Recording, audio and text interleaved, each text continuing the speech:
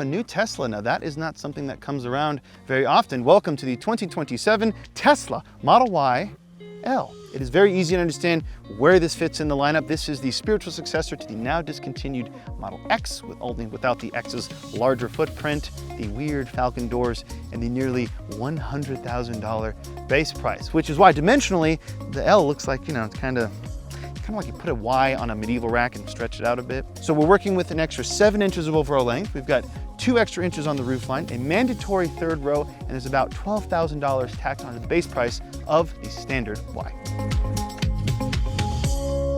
So what are you getting for the L's base price of $63,630? Well, the third row, which is still available in the standard short wheelbase Model Y, which is kind of crazy, is larger in the L. You get the longer wheelbase. It is available only in the premium trim, so you get some bells and whistles. It is also available exclusively with the dual electric motor setup, all-wheel drive, an 83 kilowatt-hour battery pack that Tesla says will return around 325 miles of estimated range.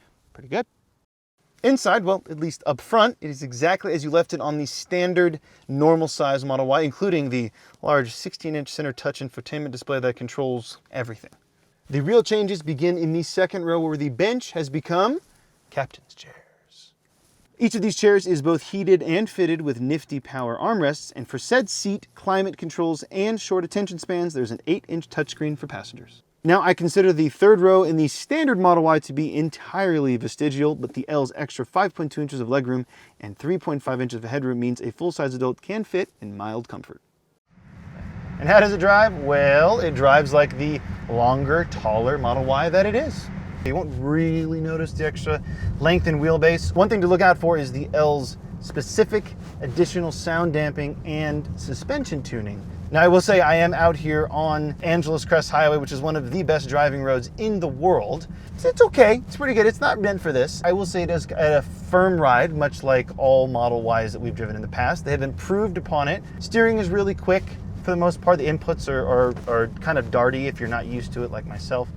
I will say it's not as floaty as a Lexus, nor is it as kind of well balanced as a Mercedes or BMW, but it is remarkably quiet in here, even for an EV. I was most impressed on this drive, however, with Tesla's full self-driving function. Starting from our starting spot in Hollywood, I allowed full self-driving function to maneuver me from our parking lot all the way up to the top of Angeles Crest. I tell you, it only had a few problem spots, and even those were kind of unexpected. A little construction here, a car deviating into our lane, a rock on the highway.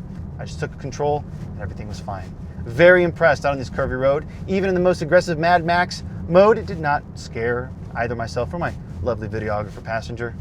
I actually am coming around to the center screen, having everything on it with the speed right there. It's not too far away from my front vision. I'm also overjoyed to report that the turn signal stalk is back where it belongs. Our little experiment with the turn buttons on the steering wheel that I experienced in the Model 3, that's thankfully over, and a standard up, down, left, right turn signal stalk is back.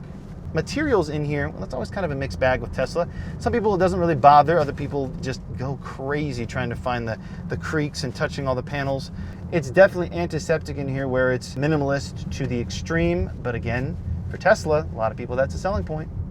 Again, there's not really going to be any surprises here. I'd say test drive it if you're a little nervous or just curious, but if you liked the current Model Y, you're going to like this.